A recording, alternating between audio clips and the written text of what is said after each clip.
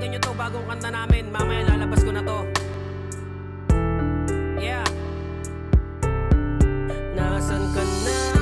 Magbabalik ka pa ba o hindi na? Ako ay umaasa pa na baka dumating at muling masakit ang puso ko na sabik na sa'yo.